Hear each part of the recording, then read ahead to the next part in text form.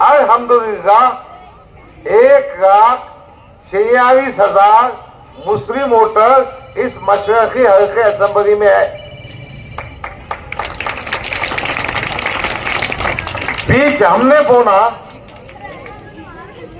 पानी हमने देना, फसल आना और फल खाने के वास्ते इम्तियाज जलील आ जाना, बाप की जागीर है उसके। कोई पैसा कमाने का मकसद नहीं। मैंने करीब अबू आसिम साहब के स्टेज से आयत किया था कि एक एमएलए को तनख्वाह मिलती है 2,60,000, एक साल के होते 32 लाख रुपये, 5 साल के होते 1,60,00,000। मुझे मेरी तनख्वाह नहीं चाहिए। मैं मुसलमान हूं, मुझे फख्र है, मैं हिंदुस्तानी हूं, मुझे फख्र है, मगर मेरा अटैचमेंट उलमाए कराम से है, मसाजिद के अइम्मा से है। तो इमामों को कम से कम 18,000 तनख्वाह मिलना चाहिए, मौजम को 14,000 तनख्वाह मिलना चाहिए। और हर साल कुछ नहीं हुए, औरंगाबाद शहर तरक्की के लिए तरसता रहा और तुम अपने घर बनाते रहे। औरंगाबाद का शहर रोजगार के लिए नौजवान तरसते रहे और तुम अपने बेटे को जो है तो फॉरेन भेज रहे हो। ये कैसी क़यादत, ये लानत है इसी क़यादत के ऊपर। देखिए एक बात कहूंगा मैं, है दिशाएं बहुत है, हवाएं भी बहुत है, दिशाएं भी बहुत है, हवाएं भी बहुत है। ये एक चिराग आंधियों में जल रहा है, क्योंकि डॉक्टर साहब आपके साथ लोगों की दुआएं भी बहुत है।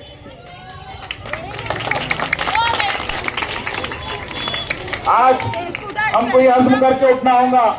जब हम यहाँ से उठेंगे तो ये अज़्म करके उठिए कि 20 तारीख के दिन आपका वोट नाइंसाफी के खिलाफ जाएगा, आपका वोट साइकिल को जाएगा, आपका वोट तरक्की के लिए जाएगा, आपका वोट साइकिल के लिए जाएगा, डॉक्टर गफ्फार कादरी के लिए जाएगा, आपका वोट बेरोजगारों सुन लो बेरोजगारी के खिलाफ में जाएगा, आपका वोट जो है रोजगार के लिए जाएगा, डॉक्टर गफ्फार कादरी और साइकिल के निशान पे आपका वोट जाएगा। जब तक आप अपना वोट साइकिल के निशान और डॉक्टर गफ्फार कादरी के हक में नहीं देते तो इस शहर की तरक्की मैं समझता हूं मुमकिन नहीं। अगर इस शहर को तरक्की की रास्ते पे लाना है, इस शहर को तरक्की कराना है, इस शहर की गलियां सुधारनी है, इस शहर में रोजगार लाना है, इस शहर के अंदर इंडस्ट्री लाना है, अगर इस शहर के अंदर बेरोजगार हमारे नौजवानों को रोजगार दिलाना है, इस शहर को अगर नशा मुक्त कराना है तो डॉक्टर गफ्फार कादरी को 23 तारीख के दिन हमें आमदार बना के भेजना होगा। आज हो ये रहा है कि अगर कुछ मसला हो जाए तो ये माजी खासदार बोल देता है कि बटन प्लेयर थे। ये कौम के नौजवानों को बटन प्लेयर बोल रहा है, आपको समझ नहीं आ रहा? ऐसी क़यादत के ऊपर लानत है। अरे तुमने तो करना ये चाहिए था कि जो नशे में मुब्तला थे उनको नशा मुक्त केंद्र चालू करके देना चाहिए था, मगर नशा मुक्त केंद्र नहीं चालू किए इन्होंने क्या किए? घर भरने का काम, कॉन्ट्रैक्टरों से हफ्ता वसूल करने का काम, इन्होंने जो है तो एक ही कॉन्ट्रैक्टर को लगा के उससे खूब पैसे जमा करने का काम किया। मगर आज औरंगाबाद की आवाम जाग चुकी है, औरंगाबाद की आवाम अब जाग चुकी है। और अब जागने के बाद औरंगाबाद की आवाम इनको जो है ये जो क़यादत का रोना रोते बैठते हैं, ये जो भीख मांगते हैं वोटों की, तो इनको भीख में भी अब वोट नहीं मिलने वाले। औरंगाबाद की आवाम अब समझ चुकी है कि अगर हमें तरक्की चाहिए, हमें रोजगार चाहिए और हमारे बच्चों को अगर नशे से मुक्त कराना है, नशा मुक्त केंद्र चाहिए, हमारे औरंगाबाद का नाम औरंगाबाद रहना चाहिए, तो एक ही नाम और एक ही निशान, डॉक्टर गफ्फार कादरी और साइकिल का निशान। आखिर में शेर के साथ मैं आपसे रुखसत होऊंगा। अर्श वाले मेरी इज्जत को संभाले रखना, अर्श वाले मेरी इज्जत को संभाले रखना। फर्श के सारे झूठे और मक्कार डॉक्टर कादरी साहब के खिलाफ हो चुके हैं। खुदा हाफिज, जय समाजवादी। वास्तव से आपसे मुखातिबत फरमाने के लिए आए हैं। आप मोटिवेशनल स्पीकर हैं, आप नौजवानों की दिल की धड़कन हैं। मुस्तफ़ा एकेडमी दिल्ली के डायरेक्टर हैं, शोलामया मुकर्रिर हारिस अजीज साहब। मैं आरिफ अजीम साहब से गुजारिश करता हूँ कि वो आए और अपनी मुखातिबत पेश फरमाएं। स्टेज पर जलवा अफरोज मुअज़्ज़ज़ व मुहतरम मेहमानान निज़ाम, मेरे सामने मौजूद शानदार मुस्तक़बिल शुरू अल्लाह के नाम से जो निहायत मेहरबान और बहुत ही रहम करने वाला है। मेरी जबीन अक़ीदत सलाम कहती है, मेरी जबीन अक़ीदत सलाम कहती है, कबूल हो कि मोहब्बत सलाम कहती है। अज़ीज़ान मिल्लत, मिल्लत इस्लामिया के गयूर नौजवानों और मेरे सामने बैठे हुए दानिश्वरान कौम व मिल्लत, मैं इस शेर से अपनी बात की शुरुआत करता हूँ कि चलो काफिला वालों इनके साथ चलते हैं, चलो काफिला वालों इनके साथ चलते हैं। यही आदमी मुझे रहनुमा सा लगता है, यही आदमी मुझे रहनुमा सा लगता है।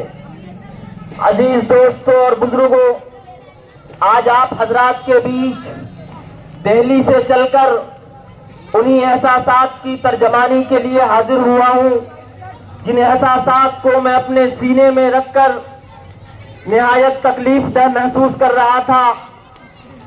और मैं उन्हीं एहसासात की तर्जमानी के लिए हाजिर हुआ हूँ कि मुझे ये महसूस हो रहा था कि डॉक्टर अब्दुल गफ्फार कादरी साहब के साथ, उनकी की हुई मेहनतों के साथ, उनके खूने जिगर से की हुई सिंचाई के साथ एक खिलवाड़ किया गया और उनको तकलीफ दी गई। मैंने सोचा कि मैं औरंगाबाद की एक जिंदा दिल कौम के बीच जाकर मैं इनकी बात को उजागर करूंगा, वहां की जिंदा दिल कौम के अंदर मैं इनकी आवाज को जरूर उठाऊंगा। और इसी दर्द को लेकर आप हजरात के बीच हाजिर हुआ हूं और मैं आप हजरात को मुखातब करके ये बात उन तक पहुंचा देना चाहता हूं कि मेरे गयूर नौजवानों, मेरे भाइयों, आप बताओ कि जो इत्तेहाद और इत्तेफाक की आपसे बात करते हैं, क्या उनको उस वक्त ये हदीस याद नहीं थी कि नबी उम्मी अलैहिस्सलातु वस्सलाम ने फरमाया मन गश्शना फलैसा मिन्ना, कि जो किसी को धोखा दे वो हम में से नहीं। क्या उनको उस वक्त नहीं मालूम था कि अहले ईमान को इज़ाए मुस्लिम हराम है, ईमान वाले को तकलीफ देना हराम है?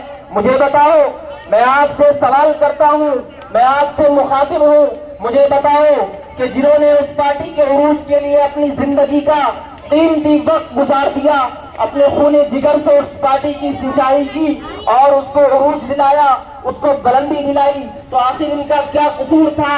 आखिर इन्होंने वो कौन सी कोशिश नहीं की? वो कहाँ इनकी वो कौन सी कमी रह गई थी जिससे इनको पसे पर्दा लगा दिया गया, डॉक्टर अब्दुल गफ्फार कादरी साहब को किनारे कर दिया गया?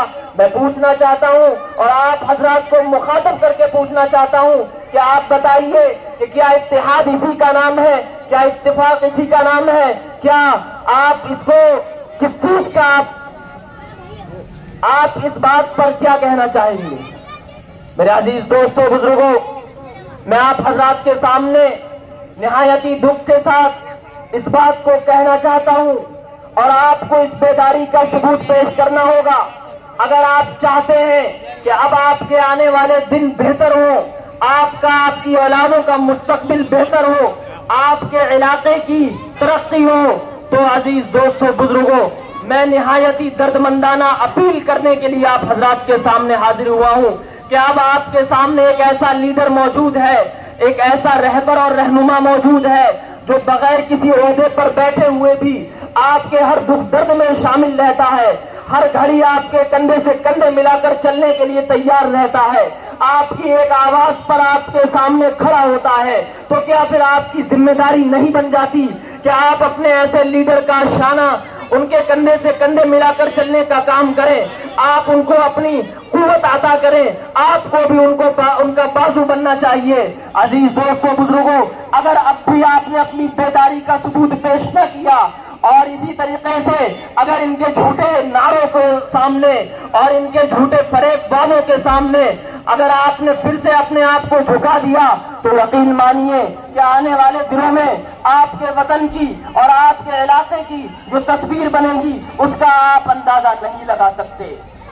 इसलिए अजीज दोस्तों, बुजुर्गों, औरंगाबाद की इस सरजमीन पर इंसानों का ये हुजूम आज मुझे इस बात की शहादत और गवाही दे रहा है कि अब आप जान चुके हैं, अब आप पहचान चुके हैं कि आपका दोस्त कौन है और आपका दुश्मन कौन है। आप समझ चुके हैं कि कौन आपके साथ मिलकर चलने के लिए तैयार है, कौन आपकी आवाज से आवाज मिलाकर रहने के लिए तैयार है। आप खुद इस बात का फैसला कीजिए कि जिनको आपने चुनकर, जिनको आपने ताकत अता की, वो आपके इलाके के लिए उन्होंने क्या किया। मुझे जो मालूम हुआ कि जो छोटे मोटे वादे किए गए वो भी सारे वादे नामुकम्मल रहे। तो आखिर आप बताइए कि क्या आप ऐसे लोगों के हाथ में फिर से अपनी क़यादत को फिर से खुद को सौंपना या सुपुर्द करना चाहते हैं। मेरे अजीज दोस्तों, बुजुर्गों, आपको अपनी बेदारी का सबूत पेश करना होगा और इस बात का सबूत पेश करना होगा कि आप एक जिंदा दिल कौम हैं, आप एक सियासी बसीरत और सियासी शुरूर रखने वाले लोग हैं। आप सिर्फ एक भीड़ लगाने वाले लोग नहीं हैं और आपको उन लोगों तक इस पैगाम को पहुंचाना होगा कि हमने आपको अपने सरों पर बिठाया था, अपनी पलकों पर बिठाया था, लेकिन आपने हमारे लीडर के साथ खिलवाड़ किया। आपने हमारे इलाके की तरक्कियात के लिए कुछ नहीं सोचा, आपने हमारे इलाके के अस्पतालों के लिए कुछ नहीं सोचा, हमारे इलाके में तालीम गाहों के लिए कुछ नहीं सोचा, हमारे बच्चों के मुस्तकबिल के लिए कुछ नहीं सोचा। इसलिए हम आपको नकारते हैं। मैं निहायत वाज़ेह तौर पर यहाँ से कह देना चाहता हूँ और मैं समझता हूँ कि मेरे सामने बैठी हुई आवाम एक जिंदा दिल आवाम है। आपको खुद इस बात का फैसला करना है और अपनी सोच से, अपने जहन से, अपने दिमाग से अपने वोट को इस्तेमाल करना है। अगर आपने अब भी अपने वोट का खुदा न खास्ता गलत इस्तेमाल कर लिया तो ये समझ लीजिए कि उसके जिम्मेदार आप खुद होंगे। कोई भी लीडर आपकी ताकत से नहीं बढ़ सकता, आप ही की ताकत उनको उस मेयार तक पहुंचाती है, आप ही उनकी शख्सियत को संवारते हैं। इसलिए आपको अपनी कुव्वत का एहसास दिलाना होगा, आपको अपनी ताकत का एहसास दिलाना होगा और आपको ये बताना होगा कि हम ही चुन के लाए थे और हम ही तुमको यहाँ से निकाल रहे हैं। मिल्लत इस्लामिया के गयूर नौजवानों, आप हर किस्म के फरेबी दावों के सामने और खोखले वादों के सामने हरगिज मत आ जाना और चंद कागज के टुकड़ों के सामने फिर से अपने वोट को बिल्कुल भी बेकार मत कर देना। आपको एक जिंदा दिल कौम होने का सबूत पेश करना है और एक हकीकी शहरी होने का फरीजा निभाना है। आपको इस बात का सबूत देना है कि हम सियासी बसीरत रखने वाले लोग हैं और वही लीडर जो आपके साथ 10-12 साल का तवील अरसा अपनी जिंदगी का कीमती हिस्सा, जिसने अपने खूने जिगर से आपकी सिंचाई की, आज आप सब उनके साथ कंधे से कंधे मिलाकर खड़े होने के लिए तैयार हैं। आप एक बार मुझे इस बात का सबूत पेश कीजिए और बताइए कि आप तैयार हैं कि नहीं है। इसलिए मेरे दोस्तों और बुजुर्गों, अब आपको अपनी बेदारी का सबूत पेश करना है और डॉक्टर साहब के लिए चंद अशार मैंने लिखे थे, वो आज किस मंच से आपके हलदार तक पहुंचाना चाहता हूं कि मजलूमों की मजबूरों की मजलूमों की एक ही है आवाज, गफ्फार कादिरी जिंदाबाद, गफ्फार कादिरी जिंदाबाद। अजीज दोस्तों, बुजुर्गों, वक्त की किल्लत और नजाकत है, मैं इसका लिहाज करते हुए बहुत ही अदब के साथ निहायत दर्दमंदाना अपील करके आप हजरात से मैं रुखसत हो रहा हूं और आखिरी बात आपके सामने कह के जा रहा हूं कि आप अपने मुल्क की सूरत हाल से वाकिफ हैं, अपने इलाके की सूरत हाल से बहुत अच्छे से वाकिफ हैं, बातिल ताकतों के तमाम साजिशों और मंसूबों से बहुत अच्छे से वाकिफ हैं। इसलिए आपको सिर्फ और सिर्फ खुद से फैसला लेना है अपने जहन से, अपने दिल पे हाथ रख के फैसला लेना है कि आपको सच का साथ देना है, आपको सच का आलमबरदार बनना है, हक का पैरोकार बनना है, हक का सिपाही बनना है, या बातिल ताकतों की सफ में शामिल होना है, झूठे फरेबी लोगों के सफ में शामिल होना है। बस इन्हीं चंद बातों के साथ मैं अपनी बात को खत्म करता हूं और मैं ये उम्मीद करता हूं कि जो भी गुजारिशात मैंने आप हजरात के सामने रखी है, आप लोग उसको वोट की शक्ल में बेदारी का सबूत पेश करके 20 तारीख को डॉक्टर अब्दुल गफ्फार कादरी साहब के हक में फैसला करके डॉक्टर अब्दुल गफ्फार कादरी साहब को ऐवान तक पहुंचाने का काम करेंगे। व आखिरु दावाना अनिल हम्दुलिल्लाहि रब्बिल आलमीन। वो बातें नहीं बताऊंगा क्यों, तो वो गुदात बहुत लंबी है कि किन वजूहात की बुनियाद पर जिस पार्टी में मैं 10 साल था, मैंने असदुद्दीन अवैसी के कांधे से कांधा लगाकर इम्तियाज जलील के साथ काम करके पार्टी को आगे बढ़ाया था, उस पार्टी ने मेरा क्या हाल किया। 10 साल की खिदमत को एक झटके में उड़ा दिया।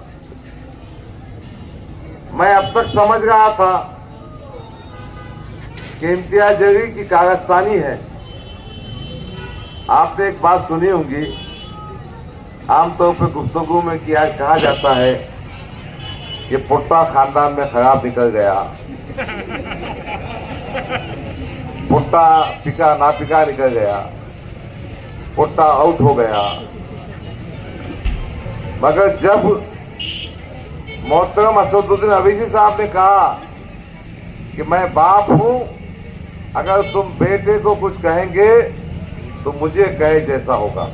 अब मैंने क्या कहना, पुट्टे को कहने का या पुट्टे के बाप को कहने का। अजीजान गिरामी, आप एमएलए बनते हैं, आप मेंबर ऑफ पार्लियामेंट बनते हैं, और मेंबर ऑफ पार्लियामेंट का जब इलेक्शन हारते हैं क्या तिरमिरा जाते हैं। 2019 में इम्तियाज जलील, तू जो एमएलए बना था ना, गफ्फार कादरी की मेहनत थी। प्रकाश अंबेडकर जिनके तुफे में तू वाहिद एमपी इस हल्के से चुनकर आया था, माहिदा कराने वाला गफ्फार कादरी था। क्या मस्ती, क्या तकब्बुर, सुबह में आमदार, शाम में खासदार।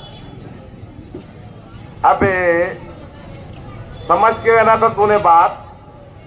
ये गरीब मुसलमान, ये बुजुर्ग,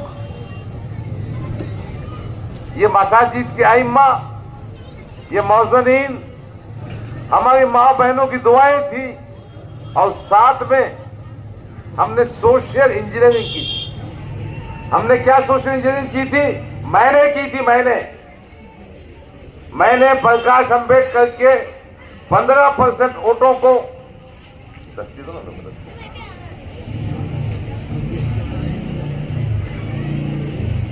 15% वोटों को मुसलमानों के 22% वोट से जोड़ दिया था। तो दलित का वोट और मुसलमान का वोट मिलाकर 37% हो गया था। इसलिए 4000 से चुन के आया था। ये समझ रहा था इसकी सूरत देख के वोट मिल गए, इसके गॉगल लगाने पे वोट मिल गए।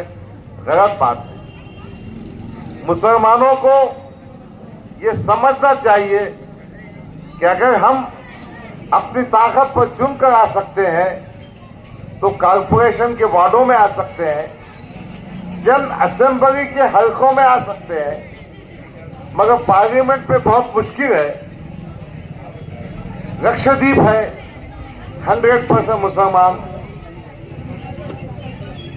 मगरबी बंगाल में मदनापुर मुल्क के है 100% मुसलमान, वायनाड है, कश्मीर के कुछ हल्के हैं, पर महाराष्ट्र में कोई भी पार्लियामेंट के हल्के में हाईएस्ट मुसलमान जो है साउथ नॉर्थ सेंट्रल बॉम्बे में 28%।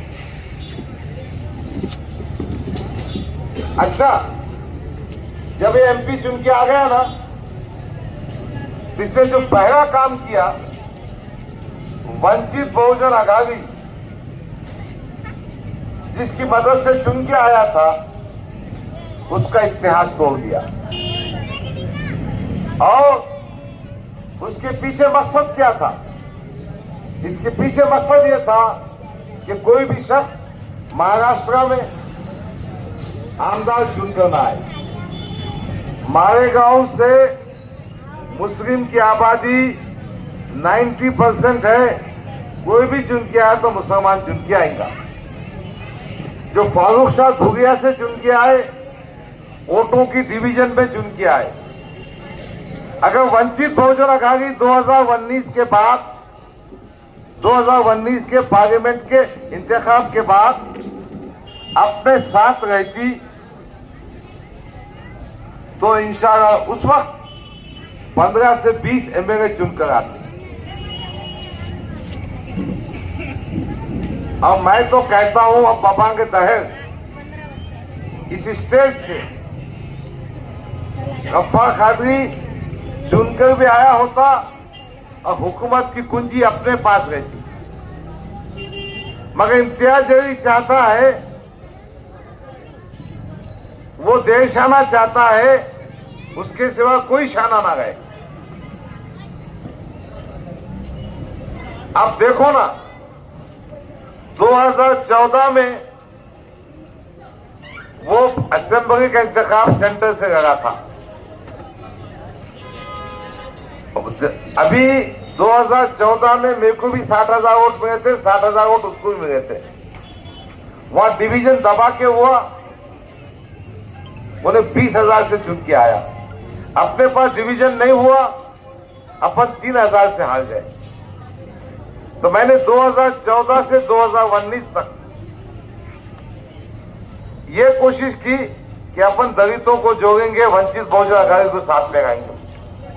जब ये इतिहास टूट गया तो आपको याद होगा कि इस असेंबली हल्के में हमने तकरीबन 200 वोटर्स रजिस्ट्रेशन के कैंप किए और आज अल्हम्दुलिल्लाह 1,46,000 मुस्लिम वोटर इस मशरकी हल्के असेंबली में है। बीज हमने बोना, पानी हमने देना, फसल आना और फल खाने के वास्ते इम्तियाज जलील आ जाना, बाप की जागीर है उसके। समाजवादी पार्टी से एमएलए बनने की जो ख्वाहिश है, जिसके लिए आपके सामने वोटों की भीख मांग रहे हैं, कोई पैसा कमाने का मकसद नहीं। मैंने करीब अबू आसिम साहब के स्टेज से आयत किया था कि एक एमएलए को तनख्वाह मिलती है 2,60,000, एक साल के होते 32 लाख रुपये, 5 साल के होते 1,60,00,000। मुझे मेरी तनख्वाह नहीं चाहिए, वो तनख्वाह का एक ट्रस्ट बनाकर वो फंड गरीबों की जरूरत के लिए काम लगाया जाए। मैं मुसलमान हूं, मुझे फख्र है, मैं हिंदुस्तानी हूं, मुझे फख्र है, मगर मेरा अटैचमेंट उलमाए कराम से है, मसाजिद के अइम्मा से है, मौजनीन से है। मैंने अबू आसिम आजिम साहब की प्रेस कॉन्फ्रेंस में ये डिक्लेयर करने लगाया कि अगर महाविकास आघाड़ी की गवर्नमेंट बनती है तो इमामों को कम से कम 18,000 तनख्वाह मिलना चाहिए, मौजम को 14,000 तनख्वाह मिलना चाहिए और हर साल उनकी तनख्वाह में 5% का इजाफा होना चाहिए। आज भी हिंदुस्तान की चंद रियासतों में, हरियाणा में है, कर्नाटका में है, तो महाराष्ट्र में क्यों नहीं हो सकता? हम इस मकसद के लिए मैदान में आए। हमारी औकाफी जायदाद जो करोड़ों की है, जो मिलत के नौजवानों के मुस्तकबिल को बनाने के काम आ सकती है, उनकी हिफाजत चाहिए। ये पाखंडी क्या करेगा? जो खुद औकाफ की जमीन पर बैठा है, ये जो दुआ बैंक का ऑफिस है ना, वो उसकी मां के नाम पे वक्फ बोर्ड से सालाना 500 रुपए किराए पे लिया हुआ है। यानी एक दिन का किराया उसका 1 रुपया 20 पैसे 30 पैसे कुछ से भी आता। 25-30 साल से ताबे में लेके बैठा हुआ है। जो औकाफी जमीनों पे कब्जा करके बैठा, और भी बहुत सारी जमीनों के मामलात है, वो क्या खिदमत करेगा? समाजवादी पार्टी चाहती है कि औकाफी जायदाद के मामले में इसका फायदा मिल्लत के यतीमों को, मिल्लत के बेवाओं को, मिल्लत के नौजवानों को और उलमाए कराम, बिलखुसूस अइम्माए मसाजिद और मौज़नीन दीनी मदारिस के टीचरों को होना चाहिए। उन्हें तो सिर्फ मुस्तकबिल से आपके कुछ लेना देना नहीं मेरे भाई, सोचना आपको है। मैं तो आपको बांध कर चला जाऊंगा मेरे भाई, अभी भी वक्त है, क्योंकि अतुल सावे और इम्तियाज जलील एक सिक्के के दो पहलू हैं मेरे भाई। आज पूरे औरंगाबाद शहर में बस ये बोला जा रहा है कि अतुल सावे को रोकना है तो मुसलमान एक होकर वोट करो। इम्तियाज जलील कहता है कि मुझे जिताना है तो एक होकर वोट करो। एक हिंदू की बात कर रहा है, एक मुसलमान की बात कर रहा है। यकीनन मेरे भाई, हम लोग वोट बीजेपी को रोकने के लिए करते हैं, लेकिन हम ये चाहते हैं कि जब हमारे वोटों से मुंतकिफ होकर कोई ऐवान में जाए तो वो हमारे मुस्तकबिल की भी बात करे, हमारे बच्चों के मुस्तकबिल की बात करे, हमारे बच्चों के मुस्तकबिल के लिए बात करे। हम लोग ये वोट सोचकर नहीं देते कि तुम चुनकर जाओ और आवाम के मसले और मसाइल को भूल जाओ। मेरे भाई, वक्त कम है। 14 तारीख को हमारी बहन इकरा साहिबा आ रही है और सना खान साहिबा आ रही है। अल्हम्दुलिल्लाह मैं आपको वहां पर मिलूंगा। मैं आप लोगों से मुअद्दबाना गुजारिश करने आया हूं दिल्ली से कि मेरी कुर्बानियों को जाया मत होने दीजिए। मैं मजलिस का झंडा छोड़कर डॉक्टर साहब की तायीद करने आया हूं। मैं किसी समाजवादी का गुलाम बनने नहीं आया, ना ही मैं कांग्रेस का गुलाम बनूंगा, ना मैं बीजेपी का गुलाम बनूंगा, ना मैं मजलिस का गुलाम बनूंगा। मैं हर उस जगह पर अब पहुंचूंगा जहां पर हमारे कौम के लीडर चुनकर तो आते हैं, लेकिन हमारे मुस्तकबिल के लिए कोई काम नहीं करते मेरे भाई। तो मेरा मकसद यही है। मैं आप लोगों से मुहद्दबाना गुजारिश कर रहा हूं कि 20 तारीख को घरों से निकलिए, आप लोग डॉक्टर अब्दुल गफ्फार कादरी साहब बनिए मेरे भाई, और ऐसे लीडर को चुनकर लाइए जो आवाम के बीच में काम कर सके। दोगे मेरे भाई साथ? हाथ खड़े करके बताओ मेरे भाई। मेरे बड़े भी सुन रहे हैं, मेरे आलिम भी सुन रहे हैं। हाथ खड़े करके बता, दोगे साथ? एक बार बुलंद आवाज में बोलो मेरे भाई, नारे तकबीर, नारे तकबीर। मेरे ख्वाबों को लूटा है किसी ने, मैं सबकी खामोशी पर मुस्तहिल हूँ। मेरे लहजे में सच का बागपन है, मैं अपनी कौम की जिंदा नस्ल हूँ, जिंदा नस्ल हूँ। बाखुदावाना अल्हम्दुलिल्लाहि रब्बिल